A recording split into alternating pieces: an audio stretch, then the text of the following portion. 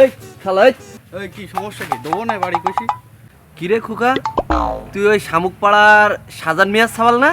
High চাচা। তোর বাপ আমার ল্যাংটা কালের বন্ধু, আর তুই আসি আমার মাতৃ, তুই তো সাহস দেখি আমি অবাক হই। চাচা বোঝো না, ইয়ং বয়স, রক্ত গরম, এই জন্য উত্তেজিতই বলে ফেলেছি, তুমি কিছু মনে করি না। হ্যাঁ ইয়ং বয়স, তা তোরা এই বয়সে যে আকাম টাকাম করি আবার যে মাপ চাস, এটা আবার আমার খুব ভালো লাগে। তা বয়স তো কম হলো না, তা বিয়ে শাদী টাদি করবি নি নাকি?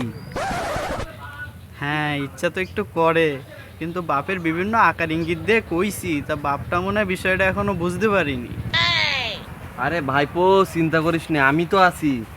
তুই তোর বাপের কাছ থেকে ওই বিড়ি খাওয়ার টাকা নেই, তোর বেশি দীর্ঘ ব্যবস্থা আমি করে দেবো। এই চাষা তো আছে, তোর চাষা, তোর চাষা যতদিন আছে তোর তো বের কোনো সমস্যা নেই। কটা লাগবে তোর বে, আর এই চাষাই তোর ব্যবস্থা করে দেবে।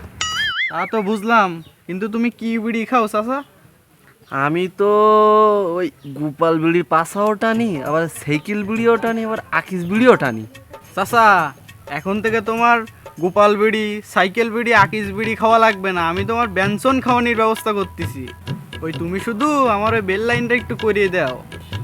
ভাইপো তুই আমার কি শোনালি, তুই আমার ব্যঞ্জন খাওয়াবি? ওরে তোর যেরকম বে করার স্বপ্ন, আমার ওইরকম ব্যঞ্জন খাওয়ার স্বপ্ন। তোর বের ব্যবস্থা আমি করে দেবো, তুই কোনো টেনশন করিস নি। তুই বাড়িতে গে আমার জন্য ব্যঞ্জন নেয় আগে, যা যা যা বা যা। তোর বিয়ে দিতে পারি আর না পারি, তোর কাছ থেকে ব্যঞ্জন আমার খেতেই হবে ভাইপো।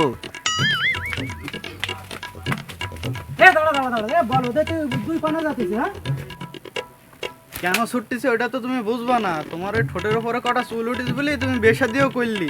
এদিকে আমার বয়স বেড়ে যাইতেছে, আব্বার ওখানে যাইতেছি বিয়ের কথা বলতি।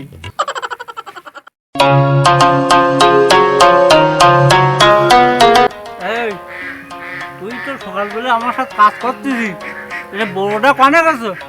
আব্বা বড়বাতে যে সকালবেলায় গেড়িছে, এখনো তো বাড়ি আসেনি। আমার এই বড় সওয়াল এ কাজে কামে তো আসে না, সারাদিন কোনে ঘুরি বেড়ায়। এ নে, আমি আর পারলাম না। আব্বা আমি এসে গেছি। আহারে আমার সোনার টুকরো সওয়াল, আব্বা তুমি আই যাও। এই ছোট মিয়া, তোমার ওই ভাত একটু ওই লেবু ছিঁড়ি একটু পানি দিয়ে শরবত বানিয়ে যাও, রোদি টদি ঘুরিয়ে আইস তো, যাও। আব্বা এখন শরবত খাওয়ার সময় নেই, আমি তোমার কাছে একটা দাবি জানাতে আইছি। হ্যাঁ আব্বা, তুমি তো দাবি ছাড়া আমার কাছে আইসো না। তা যাই হোক আই যাও।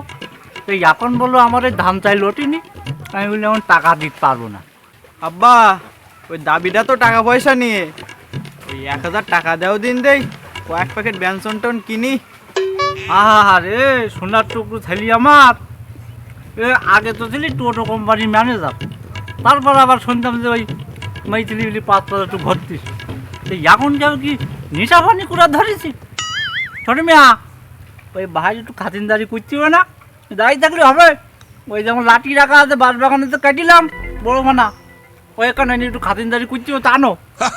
হ্যাঁ ছোট মিয়া, বাপের কথা শুনি তুমি লাঠি সাটা এনি না, বাপ কিন্তু চিরকাল বাঁচে না, এই বড় ভাইকে কিন্তু তোমার কাজে লাগবে। ছোট মিয়া, ওই বড় ভাইয়ের কথা শুনি ইমোশনাল হলে হবে না, তোমার পিটি বাড়ি পারবে না, তোমার যা কয়েছি তাই শোনো। আব্বা যা ওয়েট। মেনে নেওয়া যায় না, আমার এই সওয়াল একটু বদমাইশ পানা আছে, ওই লোকের পিছনে ঘুরছো, গ্রামের লোক কমপ্লেন করিয়েছি, কিন্তু এই যে বিড়ি সিগারেট খাবে কেউ মেনে নেওয়া গেল না, না এ মানতে পারলাম না। ও সাধারণ মিয়া, এই মুখের ভিতরে গুনগুন করতেছে কি নিয়ে? তোরা কি আমার সওয়ালের কোনদিন বিড়ি সিগারেট খাই দেখিলি? ইয়ে আই গিয়ে আমার কাছে আইসি বিড়ি কিনাটা আসিস, তাই এই লাঠি নিয়ে ঘুরতেছি, তো মেনে নিতে পারতেই নি আমি, সওয়াল তো আমার বিড়ি খাওয়া সওয়াল না। ও চাচা, এই বিষয়ে আমি কিঞ্চিত জানি, ঠিক আছে?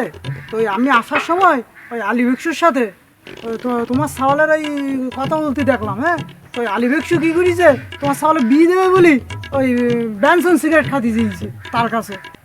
ও ওই ঘটনাটা এই জায়গায় ঘটিয়েছে। দর্শক মন্ডলী এই শুনেছেন তো, আমার সওয়াল বলো বিড়ি খাওয়া সওয়াল না, আমি বিড়ি খাওয়া ওর শিখুইনি। আমি বিড়ি খাই আমার ছাগলে আমি বিড়ি খাওয়া শিখুইনি। তারপরেও ও যখন বিড়ি কিনা টাকা চাইছে তখন ওর ঠিঙেই নিয়ে আমার কর্তব্য। আর আমি ওর ঠিঙেই যাতিছি। আর আপনাদের কর্তব্য আমাদের এই চ্যানেলে ফলো, লাইক, কমেন্ট, শেয়ার, এগুলো আপনাদের কর্তব্য। কিন্তু গেলাম তালি, গেলাম।